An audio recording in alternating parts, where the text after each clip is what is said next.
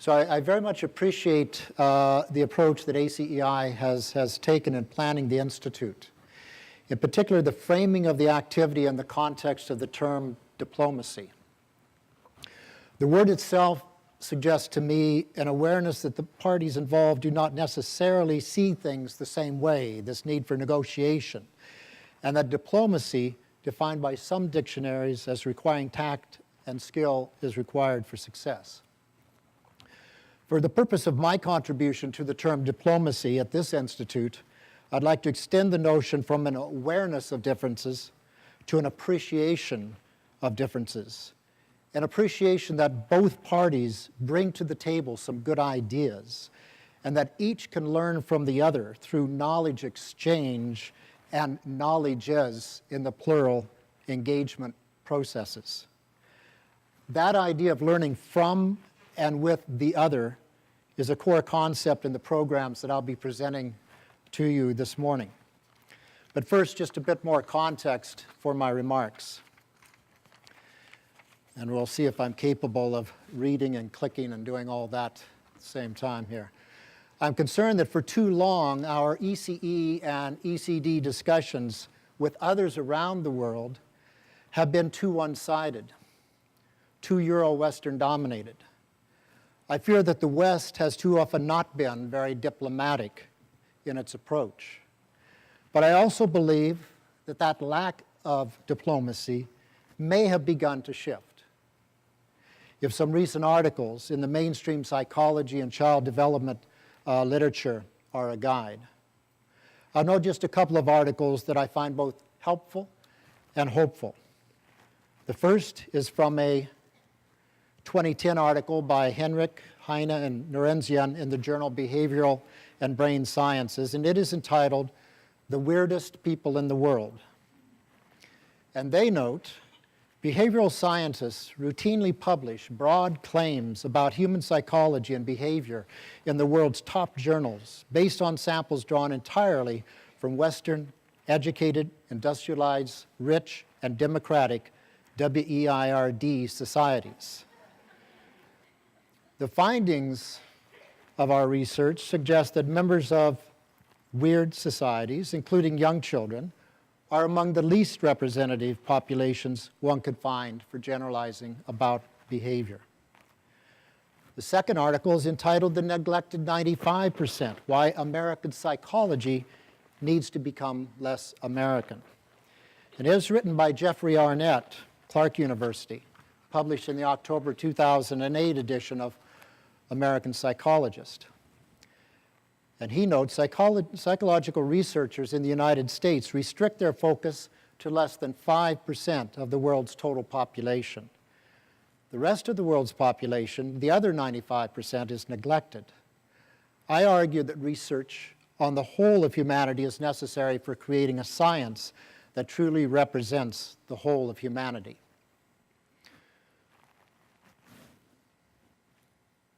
This is part of my challenge. I should have actually made another copy here for Yvette on that as I get absorbed in this. So here's Geoffrey Arnett's quote. "I find these articles and their titles helpful because they are making a point in the mainstream psychological literature that some of us have been trying to make for quite some time. I also find them hopeful because they may represent an opening up to other perspectives that have been largely suppressed in favor of a more universalist notion of child development, which has essentially been the default position for psychology over the past century." Both articles' authors expected quite strong reactions and criticism from their colleagues, but both were surprised at the level of support they found for their positions. Henrik, Heine, and Norenzian noted, "Frankly, we are stunned. We expected that our target article would provoke ferocious counterattacks among a substantial cross-section of researchers. What arrived were 23 of 28 commentaries that largely support our main thesis." These two articles, I believe, fit well into the theme of diplomacy that frames this institute, for they provide an insight not only into the other, but into ourselves as well. how we in North America can be understood as the unusual, the weird, if you will. But our disproportionate power masks our atypicality and makes globalization in the image of the West seem natural, indeed inevitable. For me, that's a key problem. That's a key diplomatic issue.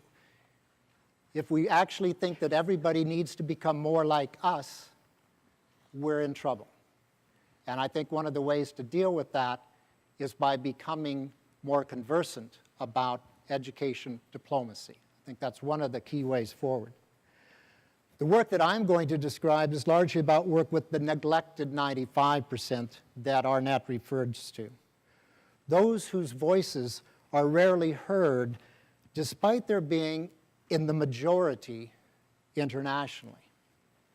And that work focuses on ways in which post-secondary institutions, including mainstream universities, historically a very powerful tool for the 5%, one of the key means through which the 5% have erased in large part the 95%, education, universities,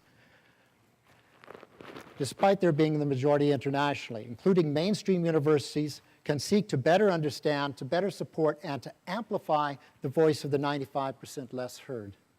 I think it also opens up discussions as to how organizations, such as the ACEI, can engage diplomatically with the other.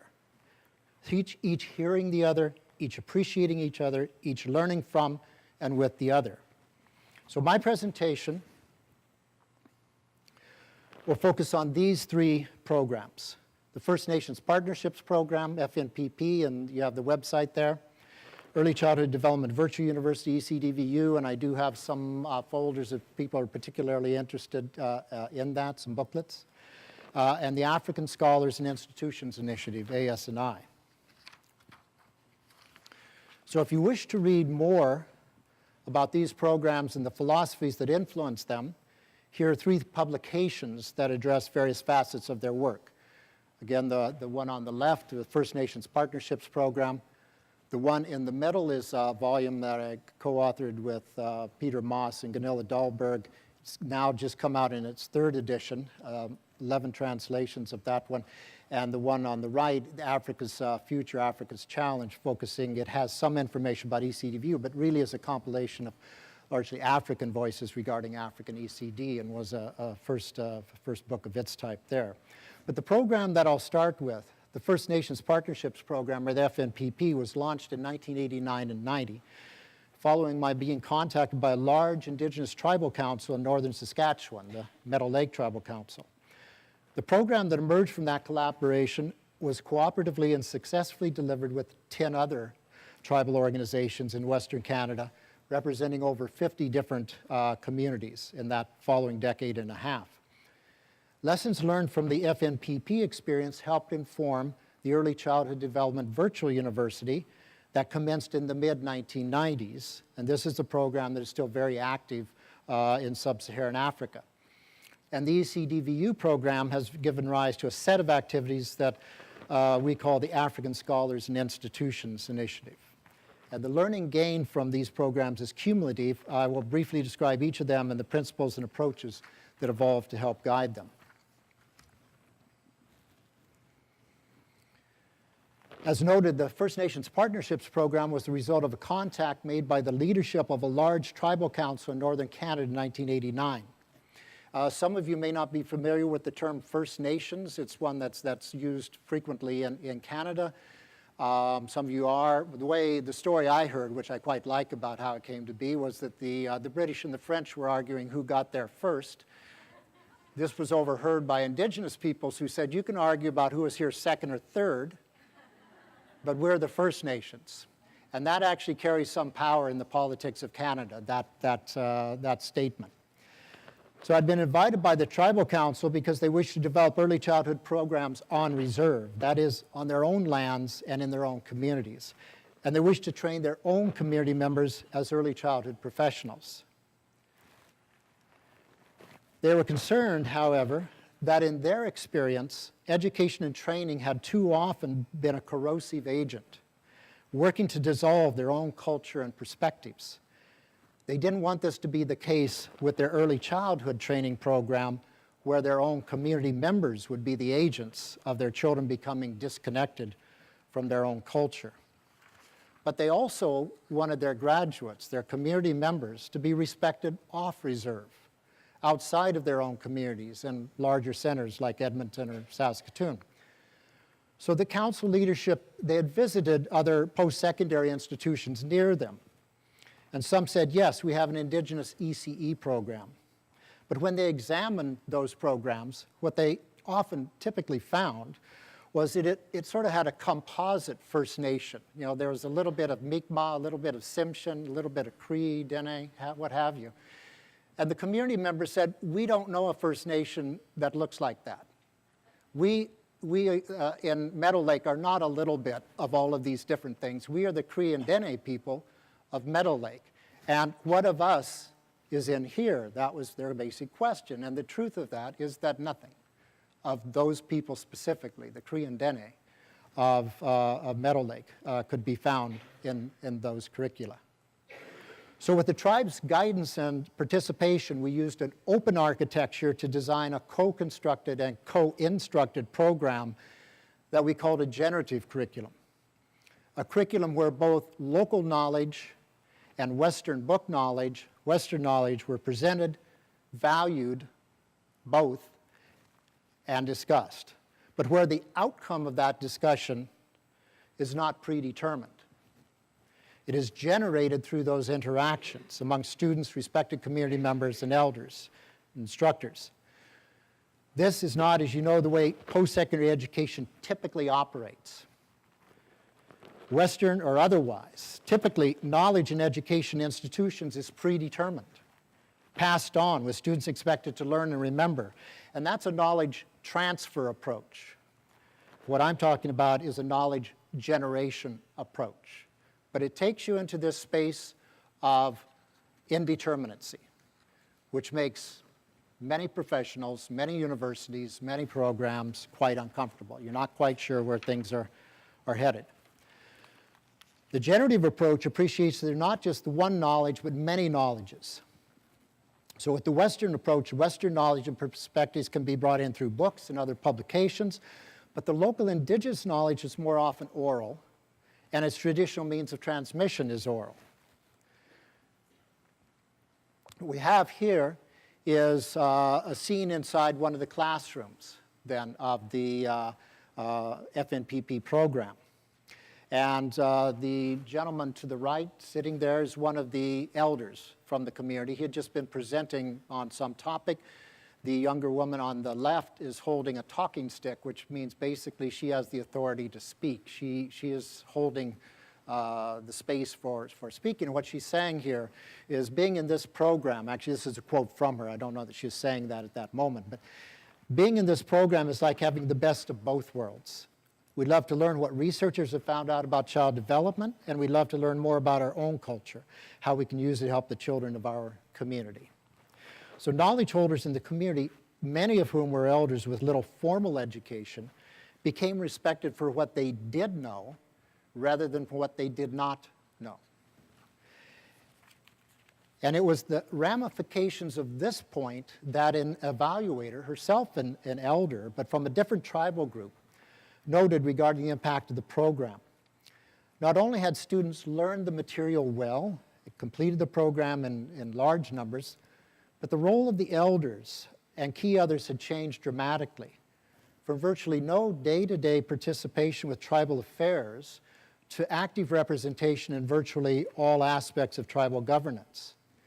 So what you can imagine here is that, again, the gentleman on the right, the first time he was invited into the classroom to talk about his experience, his knowledge, what he had to contribute, you can rest assured that his children, his nieces, his nephews, his brothers, sisters, they all knew a short while later that he had been, they probably knew well before he went in, that he was being invited in to be a professor, to share with students what knowledge he had. And this is what the elder evaluator was coming up with. She's saying things have shifted here in this community in terms of what I see is happening with the elders.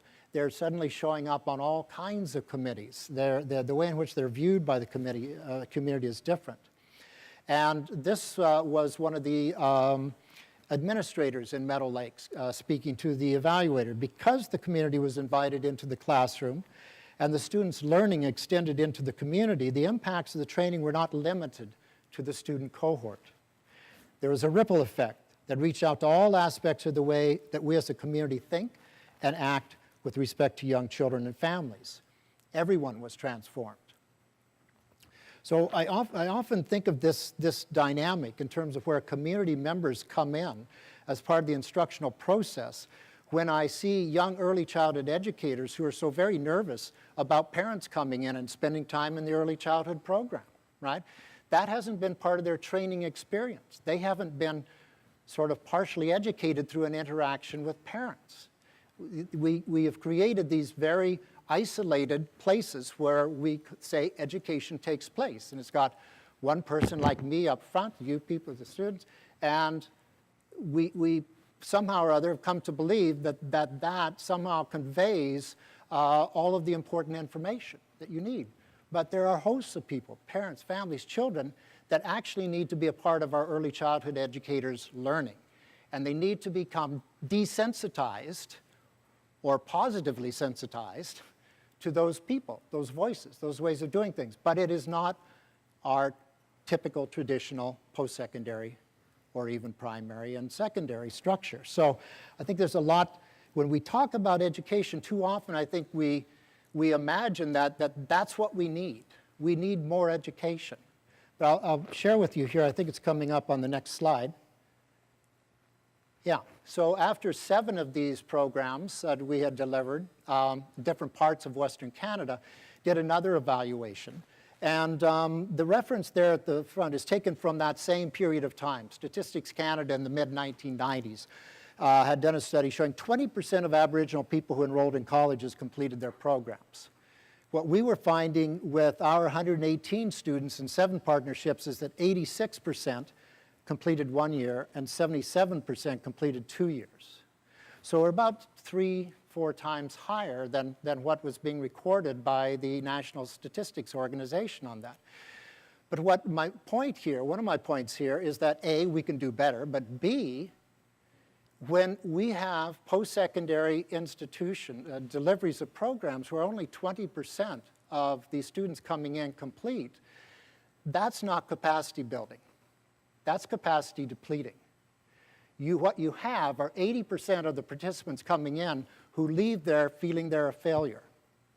And you don't build communities, you don't build strong societies through subjecting people to this sort of humiliation. And that is a part of our history of education. And we have to look more closely at that, okay? And it ties inextricably into this broader issue of whose knowledge are we talking about? Where did it come from? Whose voices are heard, whose are not heard? Okay, so there's a lot that needs to be done in this realm of diplomacy around early childhood. We have evidence from many different sources of things that have not gone well, and we need to find ways, and there are ways, of doing better and doing differently. One of the other points on here, too, that I really appreciate is that the program graduates, 95% stayed in their home communities. That's the other way in which our education programs are corrosive. Not only does it leave a legacy of failure, it also extracts some of the best and the brightest out of the community, and they don't come back. Or if they do come back, they're questioned as to what knowledge they have that can be used for the community. A string of problems here that we see in First Nations education. But now I'm going to shift context quite dramatically from the prairies of Canada to the savannas of Africa. And I'm also going to take a drink for a second.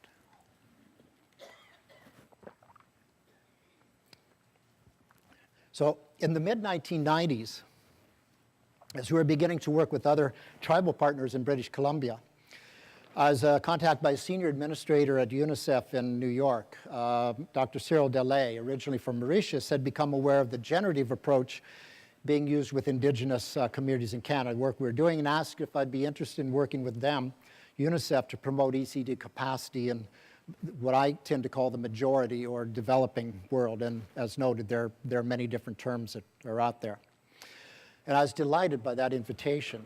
We started with Africa, and over time, sub-Saharan Africa became the major focus for these activities that are part of the early childhood development ECDVU story. So that work commenced with a series of one-off 2 to 3 week residential seminars in various parts of Africa. The participants, finding the contact with each other and our small team of African and international leaders very helpful, asked me to please find a way that they could stay connected over time and that their seminar experiences could receive university credit. Many of these people were coming with bachelor's level credentials already. So that request, anyway, became the beginning of the story of ECDVU and trying to develop that. So the basic structure of the ECDVU evolved from the earlier seminars. The diamonds here represent that seminar experience of coming together face to face. Those experiences have been effective. We wanted to continue them. But to bring all participants together for a longer period of time would be far too costly. So we developed online course modules based on a generative approach so that students could continue to interact with each other, but they could also maintain their local work activities and remain in country. So this is all done in country, continuing with the work. The basic structure is one of 6-month terms, face-to-face seminar at the midpoint. First program offered was a 3-year master's degree program, and then that became a 1-year graduate diploma program. Evaluations were done of the master's program and of the 1-year external evaluations funded by the World Bank, and the program was doing very well, even with the 1-year program. So it's important to note that the participants for the ECDVU are not self-selected, and there are not any out-of-pocket expenses for the participants. So we're trying to make sure that income and financial privilege was not the basis upon people who are coming in. Those who take the program are nominated by their countries to participate in this combination web and face-to-face delivery. So a first step in that is the creation of a country committee of people knowledgeable around early childhood in those countries, broadly representative child family. That group then reviews various documents regarding the country and its goals, objectives. The advertisement goes out regarding the ECDVU program, followed by a collection of applications, finally a nomination of intersectoral participants. A typical ECDVU nominee participant has substantial years of experience, a track record of commitment, sufficiently senior to affect change, government, NGO, or academic positions. Typically, they're coming from those locations. Typically completed bachelor's degree or equivalent, respected in the child and family professional community in their country, and with some employer support for ECDVU participation. So that's kind of our characteristic. So even though cohort size, this operates on a cohort basis. So we've got 3 or 4 people typically coming together from 7, 8 different countries. So we have a cohort altogether, about 26 to 30. And that bringing together from different countries is really one of the key learning activities through the whole process. We do have African and international leaders who are the instructors with the program, but that time together and sharing with each other in country and across countries is a tremendous part of the learning that's taking place, that kind of exchange of information. The other thing we are asking the representatives to do, the people coming in to the program, is that they then need to make sure that they are moving this information, what they're gaining, on out into the community. So we are very much pushing a cascading and a ripple impact kind of an approach here. So the numbers, even though they may be smallish, have resulted in some cases, we'll see that just in a slide coming up, in the development of policies for early childhood. So we're reaching actually millions of people through working with 3 or 4 of the key individuals within the country using this sort of a ripple effect or cascading model. So the African countries participating in the first 4 cohort deliveries are those 16 noted on this map. So you can see we move all the way from West Africa, Senegal, the Gambia, on down across and over to Eritrea. So 16 different countries, starting in 2001, have participated in the program. At various times, you've had Francophone countries involved when we have an ECD leader able to work effectively in English, but most of the programs here, most of the countries are coming from Anglophone base. And you'll note on this slide, which again has the countries shown, but there have been a number of other activities that have gone alongside the ECDVU program with participants coming from these different countries. An African International Conference Series was launched in 1999. That was in Kampala. 2002 was in Asmara, Eritrea. 2005 in Accra, Ghana. 2009 in Dakar, Senegal. And these, over time, attracted more and more kind of senior people, ministerial people, some presidents coming, et cetera. And one of the things, and this was something that was initiated, I was working one of the projects with the World Bank, and the idea of bringing people together to exchange what was going on in Africa came up, and so that led to the very first program. But if you go back to here, there are probably about 2 countries in Africa that had ECD policies, and currently there's about 16. So there's a tremendous increase through a variety of activities. One is having strong capacity in country with key leaders who have contacts and are able to affect change. Another is reaching out to the ministers, the presidents, and the high-level people within the countries who can actually help move these things forward through these sorts of things. Another facet is getting publications out there, because as you can imagine, there's very little literature that's African-led, African, coming from an African perspective. And this part of this is an effort to get more African voices out there. Now, I'm just going to double check here. Yeah, I'll go on just a second. One other thing I'll note now is that one of the objectives of the ECDVU program has been that it would not, its base is with me at the University of Victoria, but the intent from the beginning is that it would have bases in Africa. And we've begun that process now. Dr. Esther Odolowo is here with us actually today, delighted to see her, and the University of Ibadan in Nigeria is the first program that's taking the lead. We'll be working with them, currently in the process of trying to get funds for that. So the intent is that our presence begins to fade into African institutions, which I get into again towards the end with the African scholars and institutions part. It's another facet of that process. Now, I just need to make sure where I am with these. Okay. So this is just a quick example of, these people are actually not all from Malawi. Actually, only one of them is from Malawi, Francis.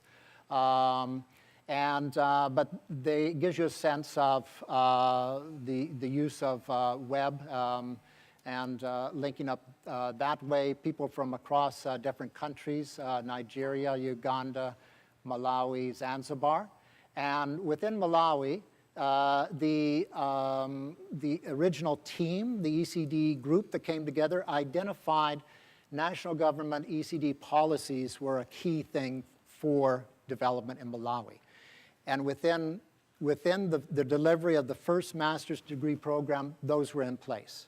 So we had 4 people from Malawi who are strategically placed in government, in NGOs, in university, and collectively they were able to move a policy into place in Malawi. So that's and what we're after here is not really so much how are the students doing, but how are the students doing in terms of the country's objectives. That's ultimately what we're after. That's what the capacity building, in my mind, primarily represents. Individuals who have enhanced capacity to move forward objectives identified by the countries.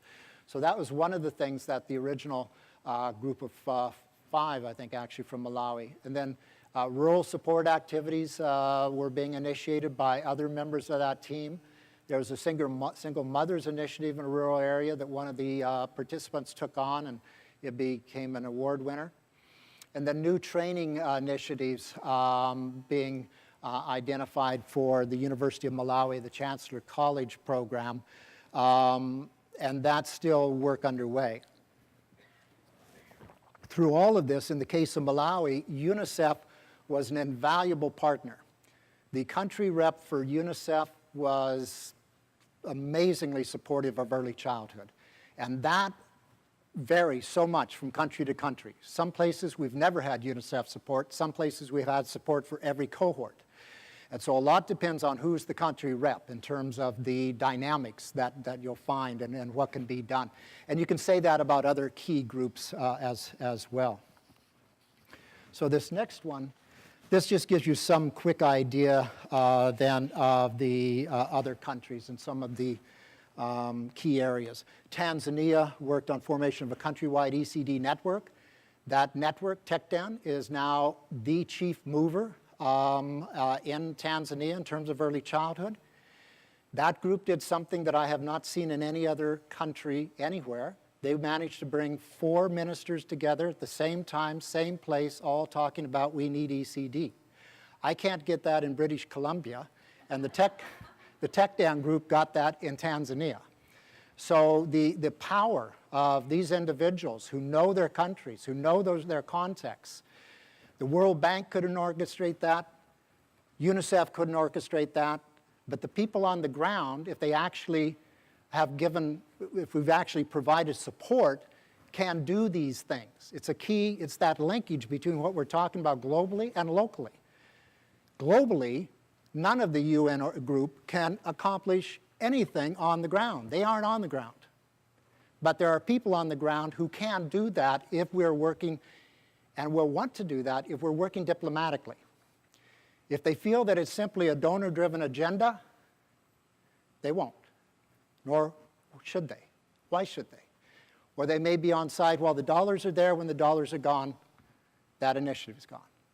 So there's a whole, and this is not yesterday I'm talking about. This is today. This is what's going on today in ECD, internationally, in Africa, and many other parts of the world. So we have not really worked through very effectively our means, our ways. And I think part of what we're lacking is this sense of a diplomatic engagement, a supportive engagement, an appreciation of multiple knowledges, an appreciation of the power that resides at the local levels with people who may not think at all like we do, but then we have to remember who's weird here. So I think you begin to put these pieces together, you come up with a different way of doing things. And I think that's part of what we're after. So just a little bit of stats on the program here. 106 graduates, 95% completion rate. That's higher than the University of Victoria. That's higher than my own department. And 99% still in Africa. So there's been no brain drain. Well, there's been one of the 106 left, and as soon as the leader of her country dies or departs, she'll go back and we'll be at 100%. So we're just waiting for certain things to happen on the other parts of diplomacy, basically, and then we'll get there. So, and then this is one of the evaluations, basically, from the World Bank, the impact evaluation. Okay, now I would like to wrap up this section with the ECDView and then move into the final section, the ASNI, just by introducing you to one of the participants from the ECDView program. And this is Ibrahim Zubairu from Zaria, northern Nigeria. The World Bank, without my knowing about it, decided they wanted to do a video about the ECDView program.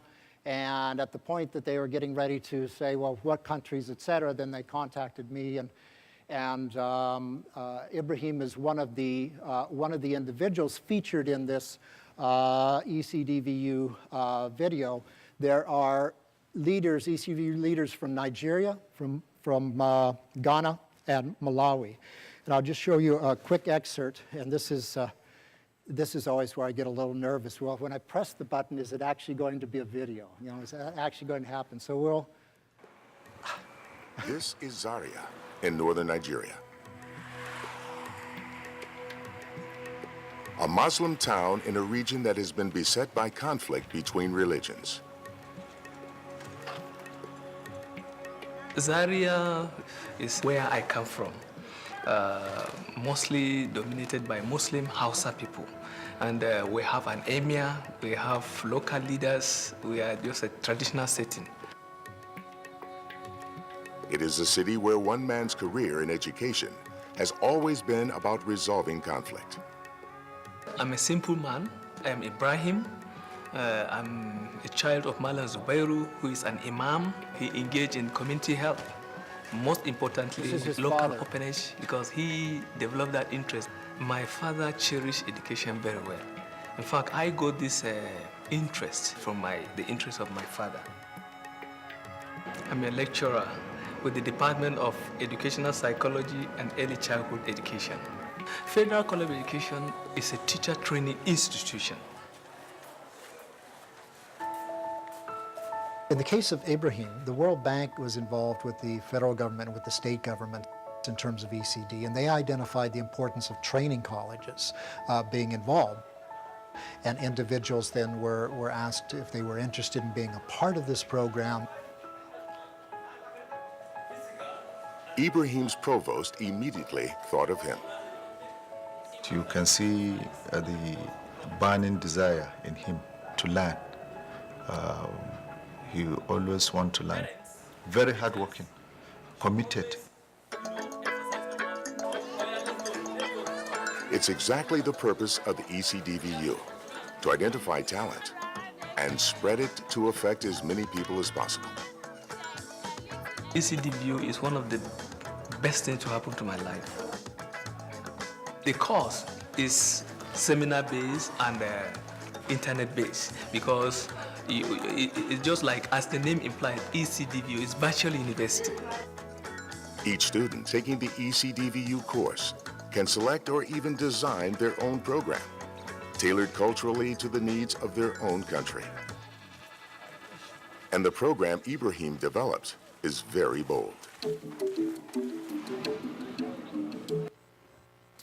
Okay, the video goes on. The whole thing is 30 minutes long. The Nigerian section is about 12 minutes, something like that. But anyway, that gives you just a bit of an insight into an ECDVU graduate working, doing online, meeting face-to-face, and what he's doing in Zaria. Now, this great idea that's being mentioned here at the end grew out of, with the ECDVU, the face-to-face seminars move around to different parts of Africa. And we had a very large Muslim group in this particular delivery that Ibrahim was a part of. And I very much wanted those students to have a look at what's called the Madrasa Resource Center, which had been developed by the Aga Khan Development Network. And they exist in East Africa, in Uganda, Kenya, and Tanzania. So we held our seminar, our face-to-face seminar in Uganda, and in Kampala is one of the MRCs.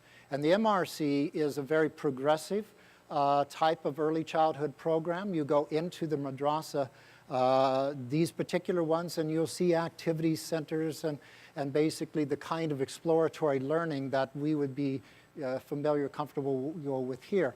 It is not, it's clearly a Muslim program, but it is not what you would see if you went into traditional madrasa with the young children, the recitation, etc.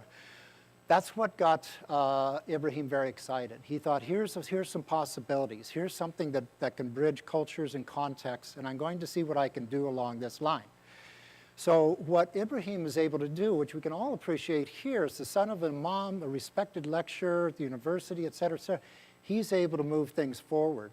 It would make actually no sense at all for me to go to Zaria. That could be counterproductive. Okay, and actually, when I was thinking going, so he said, you shouldn't come here, not anyway. things are dangerous also. You have to appreciate that about the lives of many of these students are very, very challenging, very difficult. And he's accomplishing a great deal. So that's a bit of looking at one of the students, Ibrahim, who I think is doing fantastic work in his context. So just to conclude this section, there are a number of things that we need to bear in mind and lessons learned for me coming across the First Nations and then the Africa work. Issues of power are ever present at every point and at every level. They are there. We simply need to be aware of it. We need to be aware of how that plays out in terms of our own presence being there and other power dynamics within the context.